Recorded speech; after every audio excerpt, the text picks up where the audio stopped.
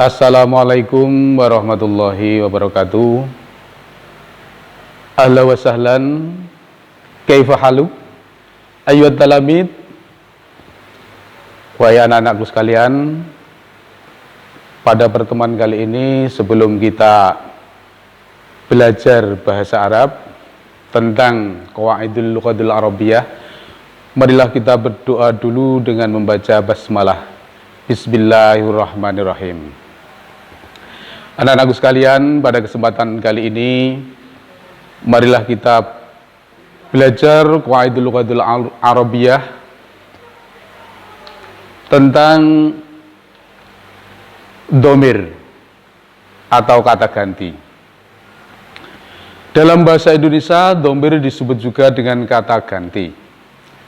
Domir adalah isim yang berfungsi untuk menggantikan atau mewakili mutakallim, yakni orang pertama atau pembicara, mukhatab, orang kedua atau yang diajak bicara.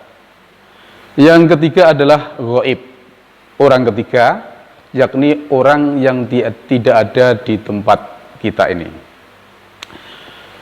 Menurut macamnya, domir terdiri dari tiga, yakni domir munfasil, yang kedua domir muttasil, yang ketiga domir mustatir. Marilah kita pelajari satu persatu tentang domir tadi. Yang pertama, kata ganti yang tidak bergabung atau ad-domairu munfasilatu. Domir ini terbagi menjadi tiga kelompok, yakni mutakallim, mukhatab, ghaib. Marilah kita lihat, untuk domir mutakallim terdiri dari dua, ana dan nahnu. Ana yang terjemahnya adalah aku atau saya.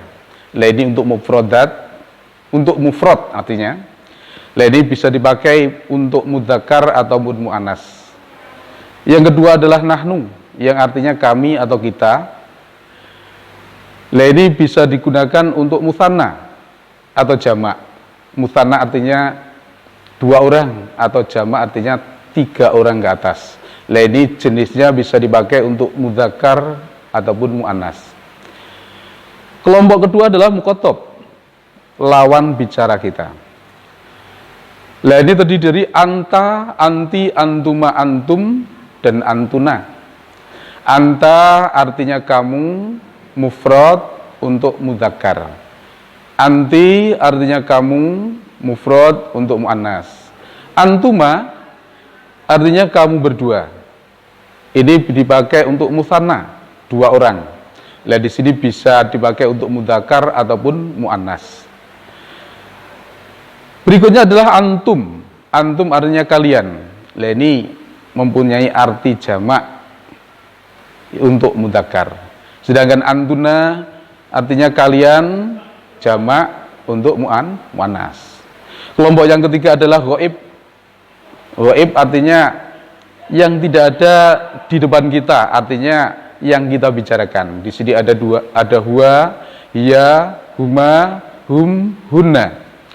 Huwa artinya dia untuk mufrad mudzakkar, sedangkan hiya artinya sama, yaitu dia, untuk jumlahnya adalah mufrad. Ini digunakan untuk muannas. Berikutnya adalah huma. Huma artinya mereka berdua. Ini untuk mutsanna, dua orang. Dua orang ghaib. Ini bisa dipakai untuk mudzakkar dan muannas. Berikutnya adalah hum, artinya mereka.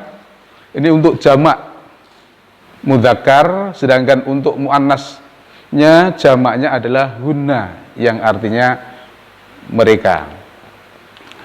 Yang kedua adalah kata ganti yang terkait atau kata ganti milik. Di sini ada 5, yakni ya sukun, kaf fathah ka atau ka, ki, hu, dan ha. Apabila ada domir yang kita bicarakan ini namanya adalah domir muttasil, artinya tidak bisa berdiri sendiri, harus digabungkan dengan kata lain. Contohnya, di sini ana digabung dengan ismu. Ana diganti ya menjadi ismi, artinya namaku. Anta dengan ismun menjadi ismuka, artinya namamu untuk laki-laki. Berikutnya adalah anti, ismuki, digabung, artinya adalah kamu perempuan. Berikutnya adalah ismun dan huwa menjadi ismuhu, namanya artinya. Yang kelima adalah hiya, digabung dengan ismun menjadi ismuha, yang artinya namanya. Ini ya sukun, kaf fathah ka, kaf kasroh ki, ha dumahu, ha fathah ha, ini namanya domir muttasil atau kata ganti milik. Dan di sini tidak bisa berdiri sendiri, artinya harus bergabung dengan kata yang lainnya. Berikutnya adalah kata ganti yang tersimpan, artinya domir mustatir. Ad-domairul mustatir ini nanti akan kita bicarakan di kelas 9 karena terkait dengan fiil dan sebagainya. Untuk materi qawaid kelas 7 ini adalah yang harus kita pahami ismu domir mufrad. Nah, ismu domir mufrad ini terdiri dari ana, anta, anti, huwa, hiya. Seperti yang sudah kita jelaskan di atas tadi, ana itu artinya saya, bilangannya mufrad, bisa dipakai untuk mudzakkar dan muannas. Anta dan anti artinya kamu, anta untuk mudzakkar, anti untuk muannas, bilangannya mufrad. Sedangkan huwa dan dia artinya dia. Huwa untuk mudzakkar dan dia untuk muannas. Lah kelima-limanya ini domir mufrad atau isim domir mufrad. Nah, pembahasan berikutnya adalah untuk penggunaan kalimat tanya hal. Ini selalu diikuti dengan dua kemungkinan, yakni na'am dan la. Sebagai contoh, hal anta muadzafun? Na'am, ana muadzafun. Yang kedua, hal anta muadzafun? La, ana mudarrisun. Dari contoh tersebut bisa kita amati, apabila pertanyaannya itu sesuai dengan kondisi yang ada, maka jawabannya hal tadi diikuti na'am. Sedangkan apabila tidak sesuai dengan kondisi yang ada, maka jawabannya pakai la. Yang berikutnya adalah ismul isyarah, kata penunjuk. Nah, di sini ada ismul isyarah li qarib dan ismul isyarah li ba'id. Ismul isyarah li qarib adalah hadza wa hadhihi. Ismul isyarah li ba'id dzalika wa tilka. Hadza li mudzakkar, hadhihi li muannas, dzalika li mudzakkar, tika li muannas. Dari samping itu, yang keempat adalah kata tanya ma dan man dalam kata ganti milik nanti. Nah, di sini bisa kita lihat penggunaan ma, yaitu dipakai untuk menanyakan kata benda yang tidak berakal atau ismu ghairu akil. Sedangkan man itu digunakan untuk menanyakan kata benda yang berakal, ismu akil. Nah, contohnya di sini, mas muka ismi Ali, mas muki ismi Khadijah, ma hada kitabun, ma hadhihi mistaradun. Nah, ini semuanya untuk ismun itu perlu diingat, ismun itu nama itu termasuk ismu ghairu akil karena yang dinanyakan nama bukan benda, sehingga di sini memakai kata tanya ma bukan man. Yang berikutnya adalah man, artinya siapa? Kata tanya yang digunakan untuk menanyakan kata benda yang berakal.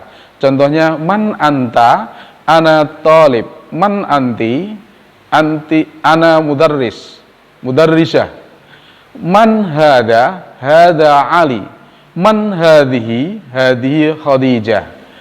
Nah ini ada bisa kita lihat antara Ali yang contoh awal dengan Ali yang bawah itu berbeda. Untuk Ali yang atas itu yang ditanyakan adalah namanya, bukan orangnya. Sedangkan Ali yang bawah itu yang ditanyakan adalah orangnya. Sehingga yang atas memakai kata tanya ma, sedangkan yang bawah memakai kata tanya man.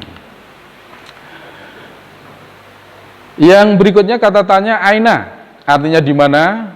Kata tanya yang digunakan untuk menanyakan tempat.